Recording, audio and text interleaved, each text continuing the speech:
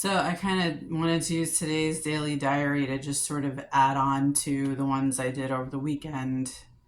I wanted to start by saying that I, 2 mornings in a row now, after I let 30 out at, it's been like 6:30 in the morning, I just cannot go back to sleep, which is unusual for me, even with the abuse. It's like I'm usually feeling so exhausted all the time that it's easy for me to go back to sleep when there's like a break in the rape for a few minutes. And the past 2 mornings since Dave did badgered me in the car on Saturday, I just, as soon as I'm awake, I'm like immediately going into like sort of panic mode. And then the panic turns into anger and outrage. And then I'm just lying there awake, feeling outraged about the whole situation. Because like I said last night, I used to go along. I There was a time when I trusted the people around me that I've known for many years, and I figured they knew more about the situation than I did. So when they gave me advice, I would listen to it and do what they said because I thought, it would get me to freedom. Because I actually thought at one time, like back in 2017, 2018, when I moved out of here, um, to the regatta complex, I thought if I could just prove to the judge, that had taken my free. I mean, I didn't know it was a conservatorship at the time. I knew I had money somewhere. I knew that I was famous and that I had money because of the fame. But I didn't really understand the circumstances, and I thought maybe I just needed to prove to whoever it was that was withholding my money that I could be independent and responsible and stable, and that if I did that, that I would finally get my freedom and my money. And it wasn't. It was just Jim Fenwick, um, forcing me, gaslighting me into staying under his thumb. And it wasn't real independence, because the second that that Stanley and I were getting closer, the second that I realized that it was Jim Fenwick doing everything, he just pulled the rug right out from under me. I mean, I thought that editing job that was only paying 28,000 a year or whatever it was. I mean, I think the most I made from that job alone was maybe it just touched on 30.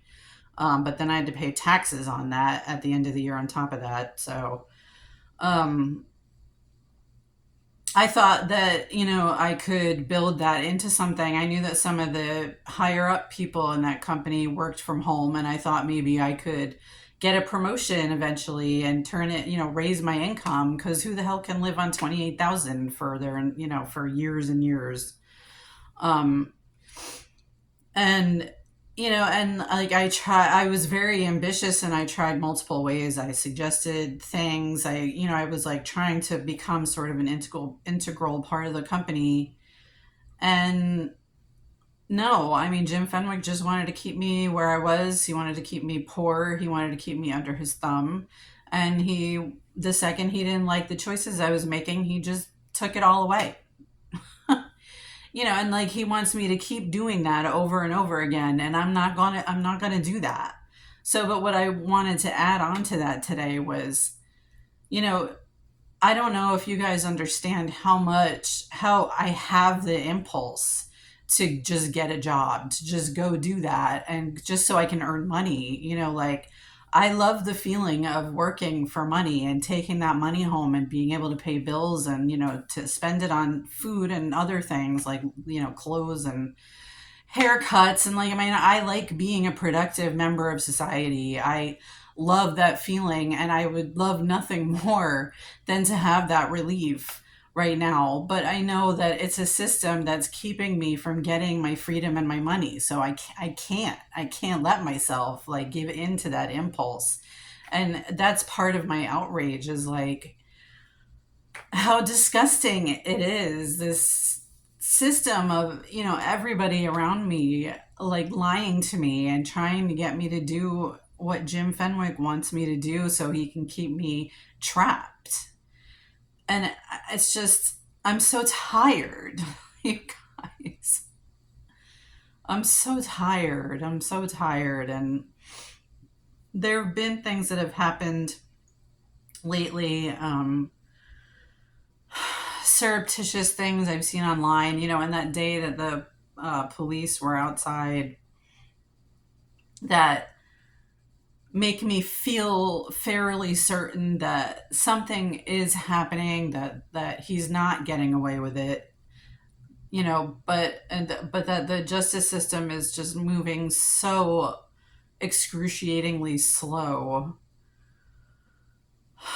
and it's allowing him um to continue bullying and terrorizing me. And I just wish that they would put him in jail. I just don't understand why you guys won't stick him in a jail cell. I mean, obviously nothing that you've done has deterred him from continuing to be a piece of shit. And I keep thinking about that he committed his first sexual assaults when he was a teenager.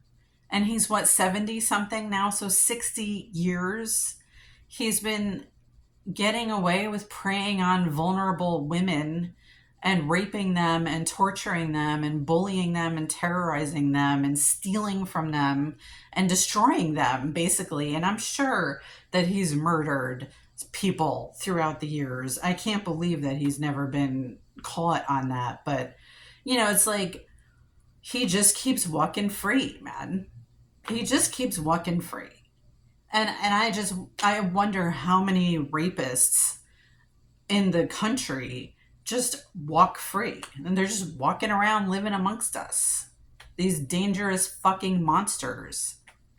It's like women don't even matter. It's like we don't even matter. And sexual assault happens to men and boys too, by the way. I mean, not as much as it happens to girls and women, but it happens to everybody. These people that rape are really, really dangerous, and they really profoundly traumatize their victims. And I don't understand why the justice system seems so like casual and light about it. You know, anyway, I'm on a rant. So I just wanted to add that about working, because I know that the generation coming up now is like a little bit, like they don't really want to have real traditional jobs, and it's because of it's an oppressive system and all that stuff. And it's like, it feels really good to earn your own money, you guys, and to be able to pay for things yourself and not rely on other people. It's a really, really good feeling. So I don't want you to feel like I'm an example. I mean, it seems like I'm worth like, $300 million, but that's from blood, sweat, and tears of suffering and trauma all these years. You know what I mean? Like I'm ready to collect that money now. And I don't want to participate in a system that's preventing me from collecting my money. So that's all. All right. I'm done. I'm done. I'm done. Bye bye. Love you.